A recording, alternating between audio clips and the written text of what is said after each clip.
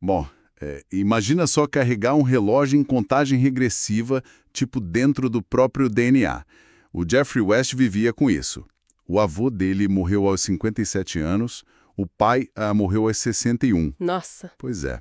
E, assim, nenhum deles teve uma doença genética rara ou, sabe, um diagnóstico prévio que explicasse essa mortalidade precoce. Havia só esse padrão sombrio mesmo, inexorável, na árvore genealógica da família. Uma sombra constante, né? Exato. Então, quando West chegou aos 53 anos, a sombra dessa estatística, começou a pesar de forma insuportável. E o detalhe que eu acho mais fascinante aqui é que ele não correu para a medicina tradicional para tentar entender o destino dele. Ele era um físico teórico. E não era qualquer físico, tá? Um dos físicos mais brilhantes da geração dele, diga-se de passagem. Pode crer. A gente está falando de alguém que passou décadas lidando com as forças mais fundamentais do universo. Quarks, partículas subatômicas. Ele simplesmente liderava a divisão de física de alta energia lá no Laboratório Nacional de Los Alamos. E é bem aí, nesse exato ponto que a crise pessoal dele bate de frente com a crise profissional.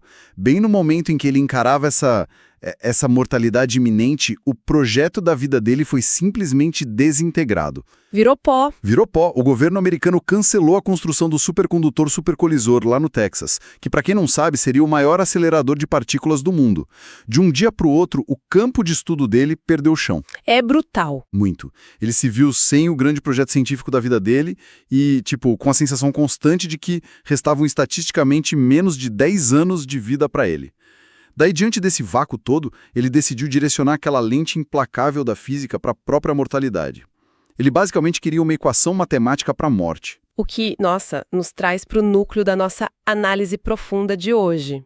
Porque a jornada que o West iniciou não resultou num artigo obscuro de biologia que ninguém ia ler. Não, de jeito nenhum. O que a gente vai explorar hoje, para quem acompanha a imersão, é a descoberta de um expoente matemático oculto. É uma única variável, frequentemente chamada de beta, que funciona literalmente como o motor invisível da nossa realidade. E essa é a parte que me deixa de boca aberta. Sim, porque essa mesmíssima matemática, ela rege o metabolismo de uma vaca no pasto, o colapso repentino das maiores corporações do planeta e o ritmo febril do crescimento das metrópoles. E até o tempo de vida da nossa civilização, né? Exatamente. De forma um tanto inquietante, dito limite de tempo da nossa civilização. Olha, o que mais me atrai nessa análise, o que realmente muda o jogo, é que altera completamente a nossa percepção de mundo. Sabe aquela sensação constante de aceleração extrema? De que o tempo está passando rápido demais. Isso, aquela pressão de que a sociedade exige cada vez mais da gente. Bom, tudo isso deixa de ser uma mera ansiedade psicológica da vida moderna. Ganha uma face física, literal.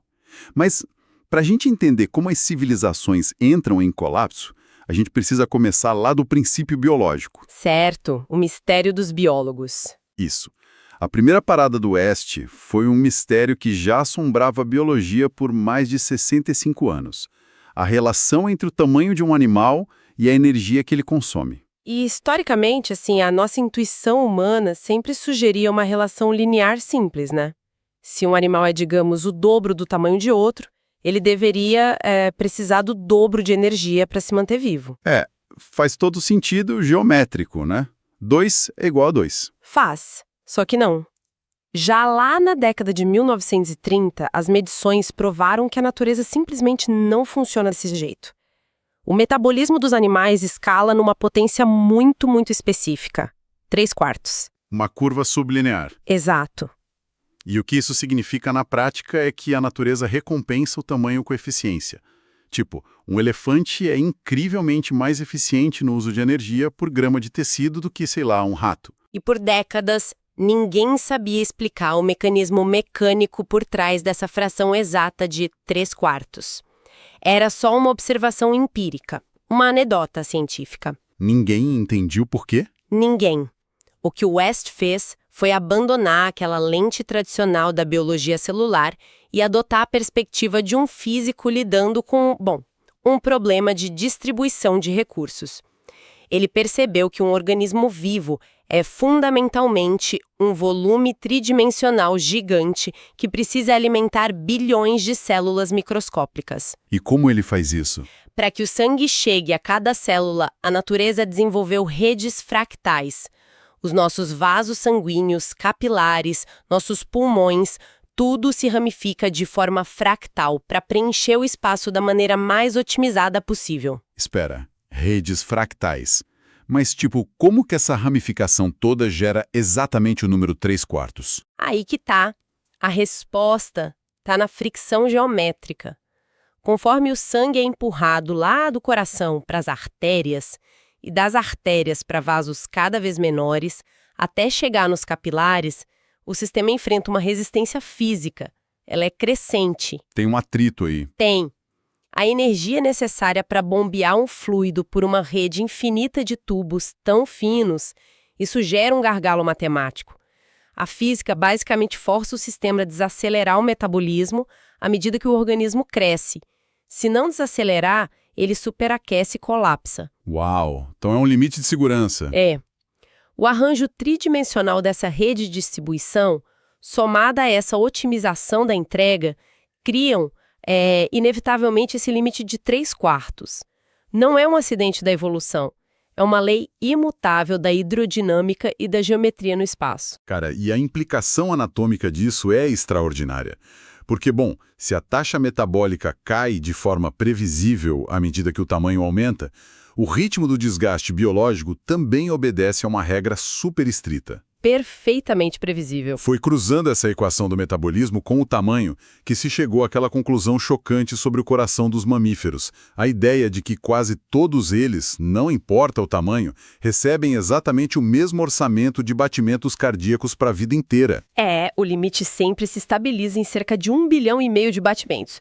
De um minúsculo musaranho, sabe aquele ratinho de poucas gramas, até uma colossal baleia azul de 100 toneladas, a quantidade total de contrações do coração é quase idêntica ao longo da vida dos dois. Eu adoro essa parte. A melhor forma de visualizar essa limitação, para quem está ouvindo a gente agora, é imaginar a vida biológica como um plano de dados de internet pré-pago no celular. É padronizado para todos os mamíferos. Boa analogia. A operadora, que nesse caso é a física, te entrega um pacote de 1,5 bilhão de gigabytes logo no momento do nascimento. O musaranho, coitado, é aquele usuário frenético que liga o roteador no máximo, faz downloads pesados e, bum, esgota o pacote inteiro em apenas 2 anos. Ele vive com um coração que dispara mais de 1000 vezes por minuto. E a baleia? Já a baleia azul, ela administra esse mesmo pacote para que ele dure 80 anos. Ela só manda umas mensagens de texto leves de vez em quando. O coração dela bate bem lentamente, tipo 5 vezes por minuto. O pacote de dados é exatamente o mesmo. O que muda é a taxa de consumo. Eu acho essa comparação genial. Ilustra perfeitamente o fenômeno. Porque a mortalidade vista dessa forma não é um defeito no sistema biológico, sabe? É só o esgotamento natural de uma rede de distribuição física. A gente gasta o que tem. Exato. Nós, humanos, a gente estaria submetido a um limite de vida de poucas décadas se fôssemos regidos estritamente por essa curva. A extensão da nossa expectativa de vida, chegar aos 80 anos ou mais, isso só foi possível porque nós terceirizamos parte do nosso metabolismo. As tecnologias, né? Sim, a invenção do fogo para cozinhar os alimentos, a agricultura, os remédios modernos. Tudo isso agiu como redes de suporte externas para o nosso corpo. Contudo, a base da nossa arquitetura corporal lá no fundo permanece atrelada àquela velha equação sublinear. Entender que a biologia obedece a essas restrições que são tão inflexíveis, levanta uma questão fascinante, que na verdade foi o próximo passo dessa pesquisa toda do West. Para onde ele olhou depois. A gente constrói redes o tempo inteiro, certo? Nossas ruas, a rede elétrica, o sistema de esgoto. E aí ele pensou, e as cidades? As cidades são as maiores estruturas artificiais que a gente já criou. Elas também têm um metabolismo. Se a biologia desacelera para se tornar mais eficiente e não colapsar, o que é que acontece com uma mega cidade? E a análise das cidades revelou uma dualidade muito impressionante. Por um lado, a infraestrutura física urbana, Aquela parte física mesmo, canos e afins. isso, ela se comporta de maneira incrivelmente parecida com as redes sanguíneas da biologia. Os canos de água, os cabos de energia, as vias de asfalto, tudo isso escala de forma sublinear, com um expoente em torno de 0,85. Ou seja, se a gente dobrar o tamanho de uma cidade, não precisa necessariamente dobrar a quantidade de asfalto. Exato. Há um ganho de eficiência aí de cerca de 15%. O sistema físico encontra essas economias de escala, assim como a baleia. Mas, e sempre tem um mais. Sempre tem. O problema, ou melhor, o grande desvio matemático da coisa, surge quando a gente olha para outra metade da equação urbana. Porque cidades não são feitas só de montanhas de concreto e metal, né? Elas são motores gigantes de comportamento humano. E pessoas são complicadas. Muito. E as redes sociais humanas não se comportam de forma sublinear. A gente não busca só distribuir recursos de forma eficiente. A gente existe para interação, para o contato constante, para a troca de fofocas, de ideias. A gente gosta de fazer barulho. E quando os indivíduos se agrupam, essa rede interativa se torna superlinear. É aqui que entra o beta, o nosso famoso expoente invisível. E esse número flutua em torno de 1,15, certo? Aproximadamente isso. Fundamentalmente, isso revela que toda vez que a população de uma cidade dobra, a produção humana não só acompanha o crescimento dobrando também. Ela entrega um bônus adicional de 15% por pessoa. 15% a mais de tudo. De tudo. Esse fenômeno gera 15% a mais de riqueza, patentes, inovações, salários maiores e, pasme, até altera a biologia comportamental. A velocidade com que as pessoas andam nas calçadas aumenta em 15%. Isso eu acho bizarro. A gente literalmente anda mais rápido. Anda mais rápido. A densidade atua como um catalisador real, forçando as interações a produzirem esses resultados exponenciais. A cidade vira, sei lá, um reator nuclear de ideias. Mas, tipo, assim como num reator, a mesma fissão que gera energia também gera radiação, né? O que torna o beta tão perturbador, para mim pelo menos, é a ausência de moralidade nessa matemática.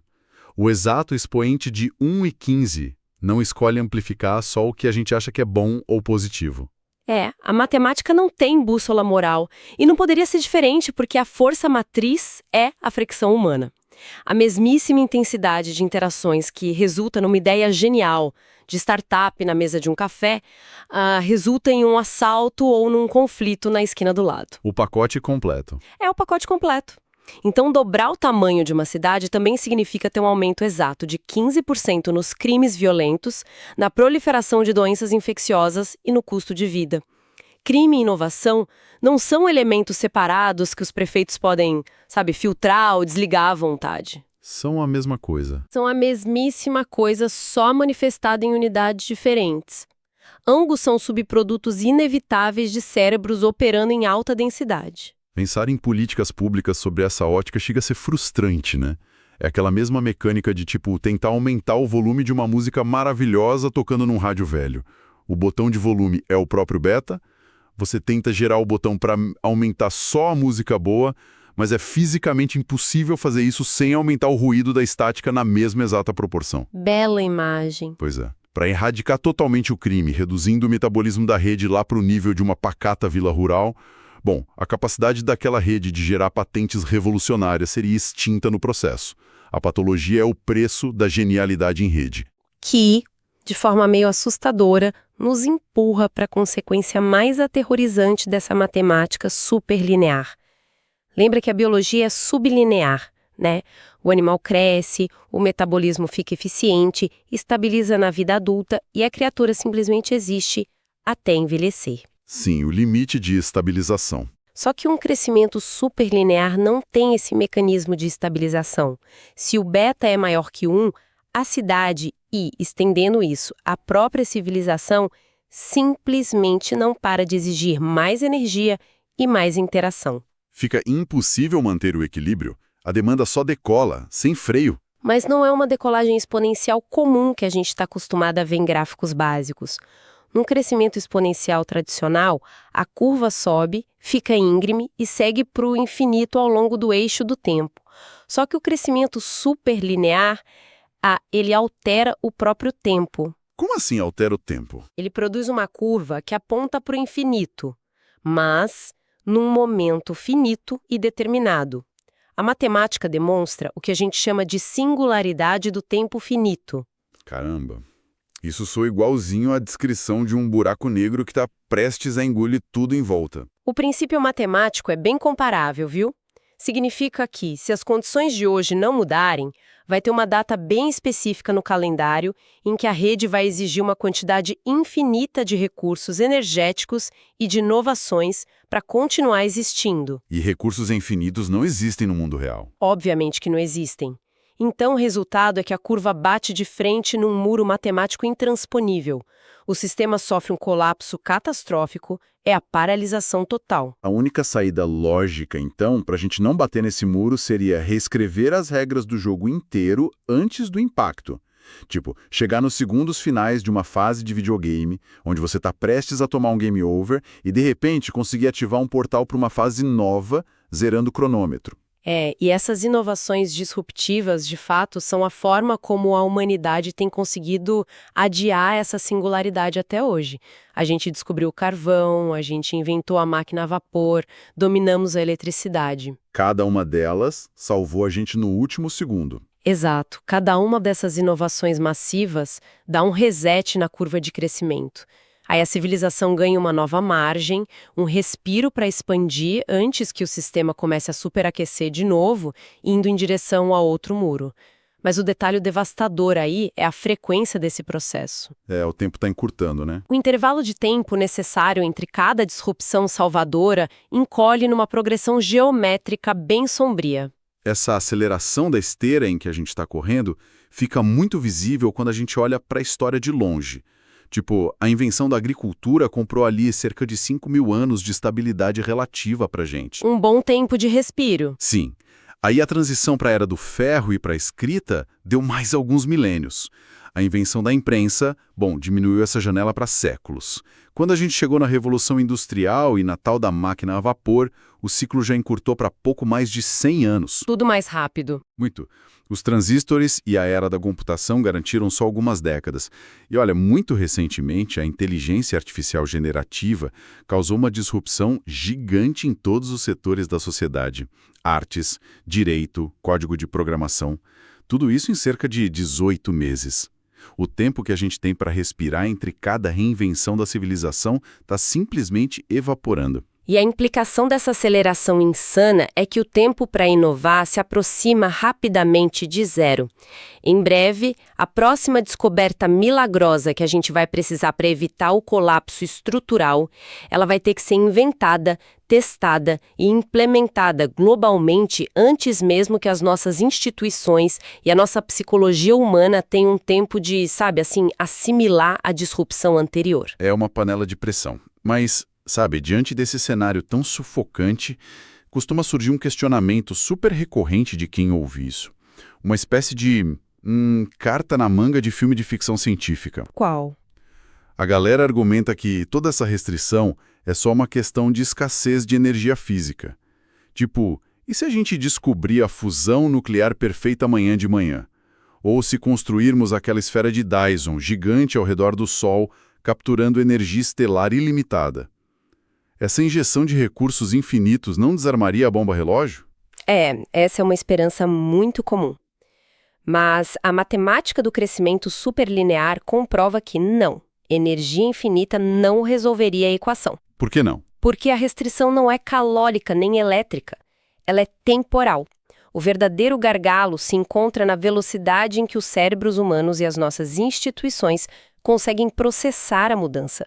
A inovação não brota do vazio no instalar de dedos. Tem todo um processo social, né? Infraestrutura, debates sobre regulação, reestruturação dos mercados e assimilação da cultura. Tudo isso consome tempo físico irredutível.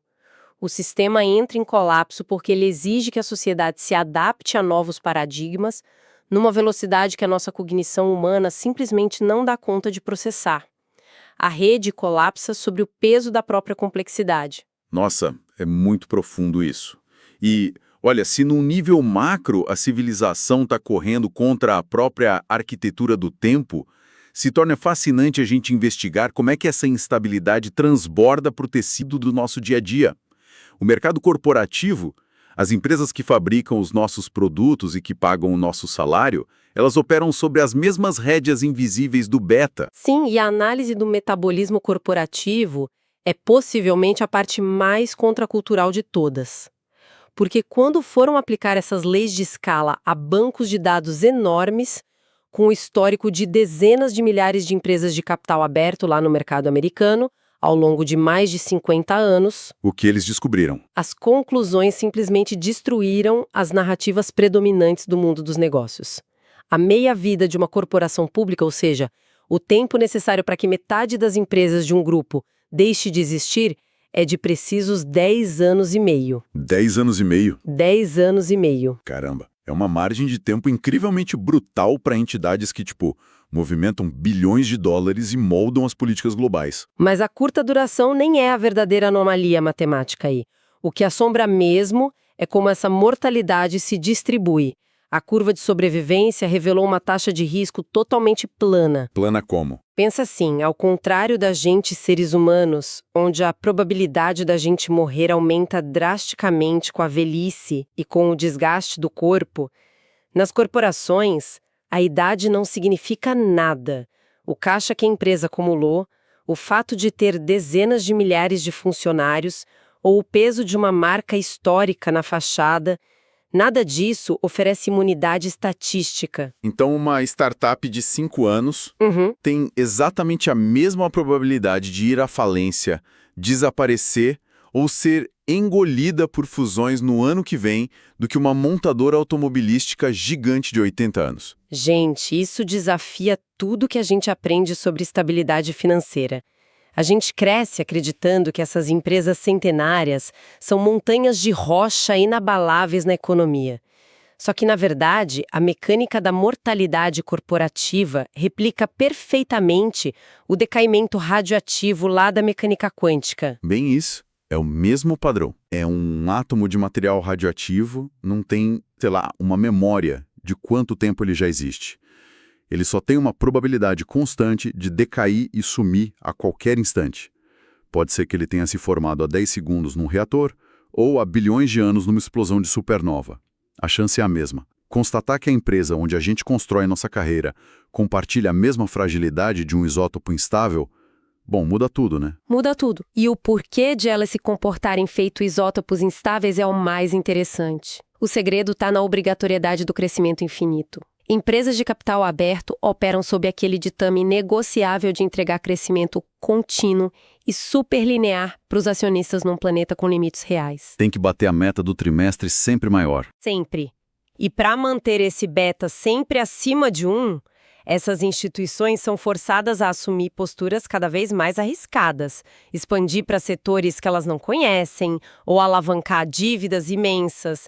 Esse esforço constante para nunca desacelerar cria uma estrutura que é excessivamente otimizada, mas que não tem resiliência nenhuma. Fica frágil demais. Exato. Qualquer pequeno choque externo no mercado, desintegra a companhia inteira. Sabe onde a gente vê o contraste mais claro dessa fragilidade superlinear corporativa? Na resiliência quase, sobrenatural das instituições de ensino tradicionais. As universidades. Exato. Se você olhar as universidades antigas lá da Europa, algumas estão de pé há mais de 800 anos. Elas viram impérios inteiros nascerem e caírem, sobreviveram à peste negra, a 2 guerras mundiais, a hiperinflações e hoje, segunda-feira, continuam de portas abertas dando aula. É a distinção fundamental aí é o propósito. Essas instituições não estão sujeitas às mesmas forças de mercado que exigem aquele crescimento de lucros ano após ano.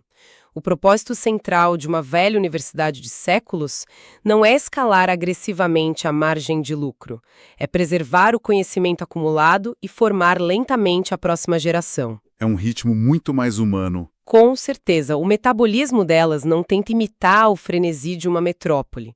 Ele se assemelha muito mais ao crescimento biológico sublinear de, digamos, uma sequoia milenar. Elas buscam aquele ponto de equilíbrio perfeito, onde a estrutura apenas se mantém viva e estável.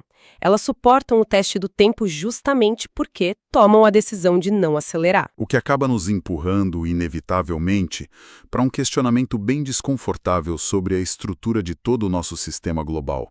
Porque se o destino desse crescimento superlinear contínuo é tão matematicamente óbvio e autodestrutivo, fica a pergunta: por que governos, os grandes bancos centrais e os conselhos econômicos do mundo simplesmente ignoram o beta?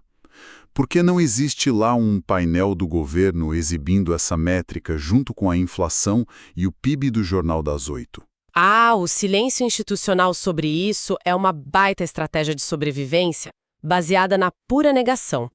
Toda a arquitetura financeira da civilização de hoje, o mercado de ações, os fundos de pensão que sustentam a velhice de milhões de pessoas, a dívida pública dos países... Tudo isso precisa que o trem não pare. Sim, tudo depende de forma absoluta daquela fé cega na capacidade infinita de expansão econômica.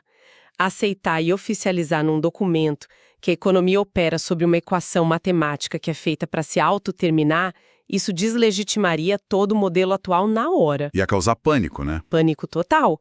Reconhecer publicamente que o crescimento precisa parar e ser controlado causaria um colapso financeiro preventivo imediato.